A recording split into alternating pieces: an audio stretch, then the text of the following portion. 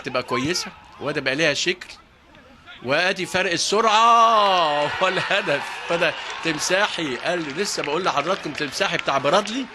والحته دي نقطة الضعف، الحتة دي نقطة الضعف، الحتة دي هنفضل نقول الحتة دي فارق السرعة وفارق الخبرة بقالها 3-4 سنين في النادي الأهلي. الحتة دي هي الخطر سواء من الكرات العرضية أو من الانطلاقات في العمق. بص حضراتكم التمريرة فين بقى الراجل، بص فرق السرعة فرق السرعة فرق السرعة على طول، مفيش سرعة مين على طول يحرز على طول مانجا بيجري وراه، وسعد سمير بيقول له والنبي حصله، انما احمد تمساح يحط الهدف. بص حضراتكم فرق السرعه فرق السرعه فرق السرعه، وهدف جميل جدا لاحمد التمساح. لسه بقول لحضراتكم المباراه لسه فيها كلام، وان الداخليه يعني ماسكه المباراه وماشيه، وادي على طول الداخليه 1 والاهلي لا شيء. المباراه هتحلو وهتبقى حلوه قوي، والساعه راح